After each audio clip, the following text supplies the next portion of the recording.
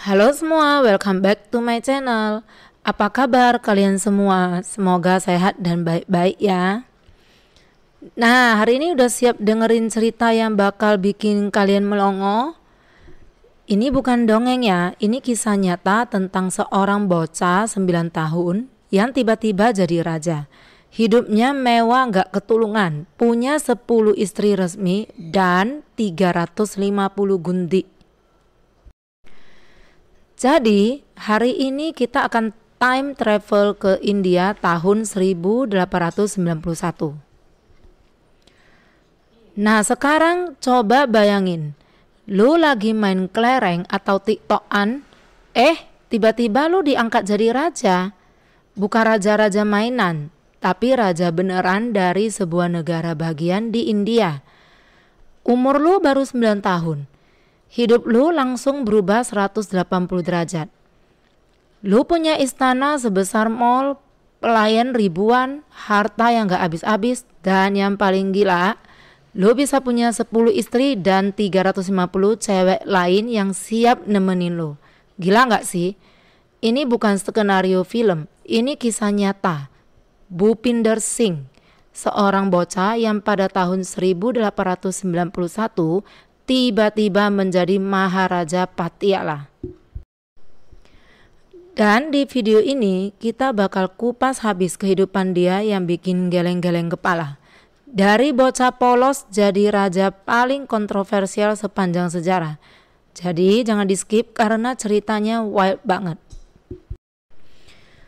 Dunia yang dimasukinya adalah dunia yang penuh kemewahan tak terbayangkan, tetapi juga beban yang tak tertanggungkan untuk seorang anak. Dan di balik tirai emas istananya tersembunyi sebuah kehidupan yang akan membuat siapapun tercengang. Kehidupan dengan 10 istri resmi dan 350 selir. Ini adalah kisah tentang bagaimana seorang anak kecil mencoba bertahan dalam pusaran kekuasaan, tradisi, dan nafsu yang dahsyat. Jadi ini semuanya berawal dari kematian yang misterius ayahnya.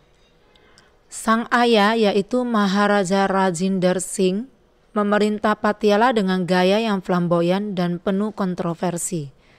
Desas-desus beredar tentang gaya hidupnya yang berlebihan, yang konon membuat kesehatannya baik fisik maupun mental merosot tajam. Pada usia yang sangat muda, yaitu pada usia 26 tahun, ayahnya Rajinder Singh meninggal secara tiba-tiba, meninggalkan tahta yang kosong dan istana yang dipenuhi dengan intrik. Nah, di tengah situasi yang chaos ini, Bhupinder Singh yang masih bocah banget langsung diangkat menjadi maharaja. Bayangin, lu masih SD tapi udah harus tanda tangani dokumen negara. Karena masih di bawah umur, pemerintahan dijalankan oleh Dewan Perwalian yang dikontrol sama Inggris tentu saja. Bayangin, teman-teman seumurannya main layangan, dia harus duduk di singgasana dengerin laporan para menteri, pendidikan privat, mainnya di dalam istana doang, hidupnya diatur buat jadi simbol kekuasaan. Jadi untuk sementara si Bhupinder hanyalah simbol, sebuah boneka kecil yang mengenakan jubah kebesaran. Sementara anak-anak lain berlari di ladang, Bhupinder harus duduk tegap di balairung menyimak laporan-laporan membosankan dari para menteri. Permainannya bukan lagi layangan ataupun gundu, tetapi mempelajari etiket kerajaan, politik, dan juga cara memimpin. Waktu dia resmi memerintah, kekayaan Patiala udah luar biasa. Ada yang bilang dia punya berlian, emas, dan harta lain yang nilainya setara dengan puluhan triliun rupiah pada hari ini. Jadi sejak kecil dia udah terbiasa lihat kemewahan level dewa. Dia tumbuh dikelilingi oleh kemewahan yang tak terbayarkan. Emas, permata, dan sutra adalah pemandangannya sehari-hari. Istana Patiala itu adalah dunianya, sebuah labirin yang megah sekaligus penjara yang mewah. Dia memiliki segalanya kecuali satu hal yang paling berharga, yaitu kebebasan untuk menjadi anak-anak. Saat Bhupinder cukup dewasa dan secara resmi memegang kendali penuh, Dia melepaskan diri dari bayang-bayang perwalian, dan dia melakukannya dengan gaya yang benar-benar over the top. Dia menjadi ikon gaya hidup mewah, koleksi mobil-mobil Eropa terbaru, jam tangan mewah, dan senjata berlapis permata adalah hobinya. Tapi dia bukanlah orang yang hanya suka pamer. Bhupinder adalah atlet yang tangguh. Dia mencintai kriket hingga menjadi kapten tim kriket India dan mahir dalam polo serta berburu. Di satu sisi dia adalah seorang playboy yang flamboyan, sementara di sisi lain dia adalah seorang pemimpin yang kompeten dan atletis. Sekarang kita sampai pada bagian paling legendaris dari hidupnya, yaitu kehidupan asmaranya. Angka 10 dan 350 itu begitu mencengangkan hingga sulit untuk dibayangkan.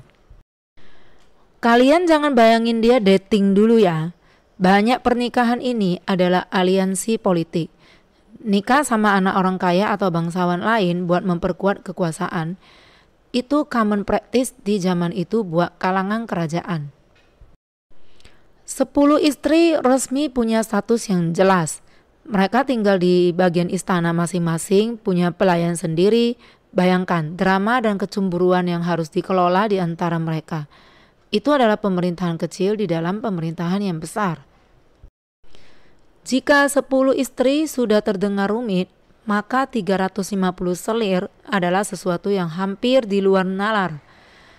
Mereka menghuni Jenana, yaitu bagian istana yang terpisah dan terjaga ketat. Mengelola pasukan ini membutuhkan sistem administrasi yang rumit.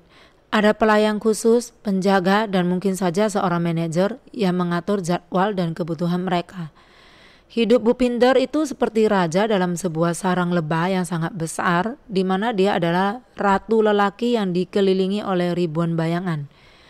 Bagi dunia luar, ini adalah simbol kekuatan dan kemakmuran yang tak terbantahkan, tapi di baliknya ini adalah kisah tentang manusia yang terjebak dalam tradisi dan hawa nafsunya sendiri. Tapi jangan salah, Bhupinder Singh bukanlah sosok yang hitam putih. Di balik gaya hidupnya yang boros dan koleksi perempuannya, dia meninggalkan warisan yang positif. Dia mendirikan sekolah, universitas, dan rumah sakit yang masih bermanfaat hingga hari ini. Dia juga dikenal sebagai penganut agama yang taat dan membangun tempat-tempat ibadah. Namun kontroversi tak pernah lepas darinya. Kritik tentang pemborosan uang negara di tengah kehidupan rakyat yang biasa-biasa saja selalu menghantuinya. Dan yang paling utama tentu saja adalah cara dia memandang dan memperlakukan perempuan sebagai koleksi. Ya, itu adalah sebuah tindakan yang sangat tidak sesuai dengan nilai-nilai di zaman sekarang ini. Warisan fisiknya yang paling terkenal adalah kalung Patiala, sebuah mahakarya dari House of Cartier yang dipenuhi berlian, termasuk berlian kuning terbesar di dunia pada saat itu, the De Beers. Kalung itu adalah metafora sempurna untuk hidupnya. Berkilauan, tak ternilai, namun sangat berat untuk dipikul.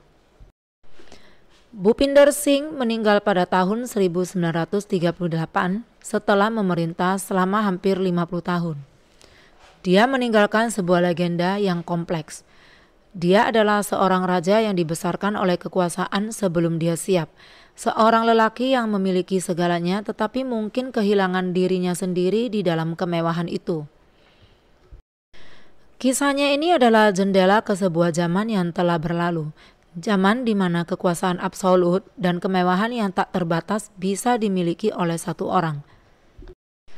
Dia adalah produk dari zamannya dengan segala kemewahan, intrik, dan nilai-nilainya.